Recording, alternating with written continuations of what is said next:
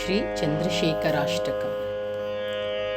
ಚಂದ್ರಶೇಖರ ಚಂದ್ರಶೇಖರ ಚಂದ್ರಶೇಖರ ಪಾಹಿ ಮಾಂ. ಚಂದ್ರಶೇಖರ ಚಂದ್ರಶೇಖರ ಚಂದ್ರಶೇಖರ ರಕ್ಷ ಮಾಂ. ಚಂದ್ರಶೇಖರ ಚಂದ್ರಶೇಖರ ಚಂದ್ರಶೇಖರ ಪಾಹಿ ಮಾಂ. ಚಂದ್ರಶೇಖರ ಚಂದ್ರಶೇಖರ ಚಂದ್ರಶೇಖರ ರಕ್ಷ ಮಾಂ. ರತ್ನಸಾನುಶರಾಸನಂ ರಜತಾದ್ರಿಶೃಂಗಿನಿಕೇತನಂ ಶಿಂಜಿನೀಕೃತಪನ್ನಗೇಶ್ವರಮಚ್ಯುತಾನಲಸಾಯಕಂ ಕ್ಷಿಪ್ರದಗ್ಧಪುರತ್ರಯಂ ತ್ರಿದಿವಾಲಯೈರಭಿವಂದಿತಂ ಚಂದ್ರಶೇಖರಮಾಶ್ರಯೇ ಮಮ ಕಿಂ ಕರಿಷ್ಯತಿ ವೈ ಯಮಃ. ಚಂದ್ರಶೇಖರಮಾಶ್ರಯೇ ಮಮ ಕಿಂ ಕರಿಷ್ಯತಿ ವೈ ಯಮಃ.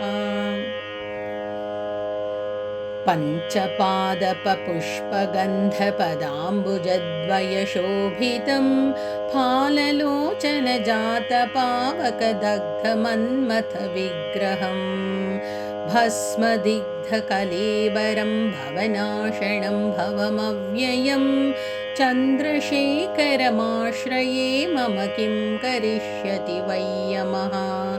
ಚಂದ್ರಶೇಖರಮಾಶ್ರಯೇ ಮಮ ಕಿಂ ಕರಿಷ್ಯತಿ ವೈ ಯಮಃ. ಮತ್ತವಾರಣಮುಖ್ಯಚರ್ಮಕೃತೋತ್ತರೀಯಮನೋಹರಂ ಪಂಕಜಾಸನಪದ್ಮಲೋಚನಪೂಜಿತಾಘ್ರಿಸರೋರುಹಂ ದೇವಸಿಂಧುತರಂಗಶೀಕರಸಿಕ್ತಶುಭ್ರಜಟಾಧರಂ ಚಂದ್ರಶೇಖರಮಾಶ್ರಯೇ ಮಮ ಕಿಂ ಕರಿಷ್ಯತಿ ವೈ ಯಮಃ. ಚಂದ್ರಶೇಖರಮಾಶ್ರಯೇ ಮಮ ಕಿಂ ಕರಿಷ್ಯತಿ ವೈ ಯಮಃ. ಯಕ್ಷರಾಜಸಖಂ ಭಗಾಕ್ಷಹರಂ ಭುಜಂಗವಿಭೂಷಣಂ ಶೈಲರಾಜಸುತಾಪರಿಷ್ಕೃತಚಾರುವಾಮಕಲೇಬರಂ ಕ್ಷೇಡನೀಲಗಲಂ ಪರಶ್ವಥಧಾರಿಣಂ ಮೃಗಧಾರಿಣಂ ಚಂದ್ರಶೇಖರಮಾಶ್ರಯೇ ಮಮ ಕಿಂ ಕರಿಷ್ಯತಿ ವೈ ಯಮಃ.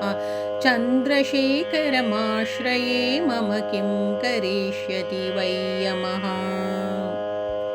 ಕುಂಡಲೀಕೃತಕುಂಡಲೇಶ್ವರಕುಂಡಲಂ ವೃಷವಾಹನಂ ನಾರದಾದಿಮುನೀಶ್ವರಸ್ತುತವೈಭವಂ ಭುವನೇಶ್ವರಂ ಅಂಧಕಾಂತಕಮಾಶ್ರಿತಾಮರಪಾದಪಂ ಶಮನಾಂತಕಂ ಚಂದ್ರಶೇಖರಮಾಶ್ರಯೇ ಮಮ ಕಿಂ ಕರಿಷ್ಯತಿ ವೈ ಯಮಃ.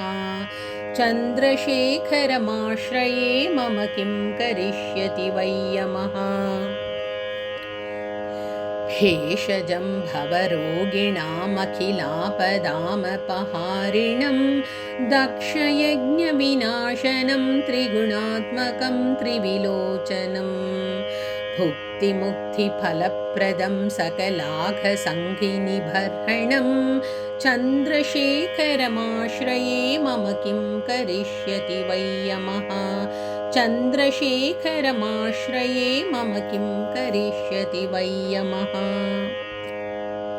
ಭಕ್ತವತ್ಸಲಮರ್ಚಿತಂ ನಿಧಿಮಕ್ಷಯಂ ಹರಿದಂಬರಂ ಸರ್ವಭೂತಪತಿಂ ಪರಾತ್ಪರಮಪ್ರಮೇಯಮನುತ್ತಮಂ ಸೋಮವಾರುಣಭೂಹುತಾಶನ ಸೋಮಪಾಣಿಖಿಲಾಕೃತಿಂ ಚಂದ್ರಶೇಖರಮಾಶ್ರಯೇ ಮಮ ಕಿಂ ಕರಿಷ್ಯತಿ ವೈ ಯಮಃ. ಚಂದ್ರಶೇಖರಮಾಶ್ರಯೇ ಮಮ ಕಿಂ ಕರಿಷ್ಯತಿ ವೈ ಯಮಃ. ವಿಶ್ವಸೃಷ್ಟಿವಿಧಾಯಿನಂ ಪುನರೇವ ಪಾಲನತತ್ಪರಂ ಸಂಹರಂತಮಪಿ ಪ್ರಪಂಚಮಶೇಷಲೋಕನಿವಾಸಿನಂ ಕ್ರೀಡಯन्तಮಹರ್ನಿಶಂ ಗಣನಾಥಯೂತಸಮನ್ವಿತಂ ಚಂದ್ರಶೇಖರಮಾಶ್ರಯೇ ಮಮ ಕಿಂ ಕರಿಷ್ಯತಿ ವೈ ಯಮಃ. ಚಂದ್ರಶೇಖರಮಾಶ್ರಯೇ ಮಮ ಕಿಂ ಕರಿಷ್ಯತಿ ವೈ ಯಮಃ.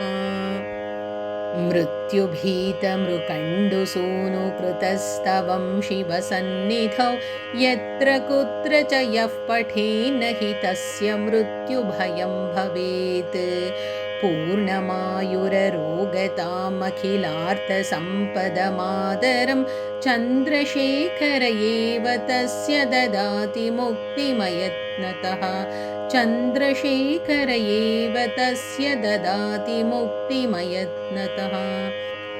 इति मार्कण्डेयकृतश्रीचन्द्रशेखराष्टकम्।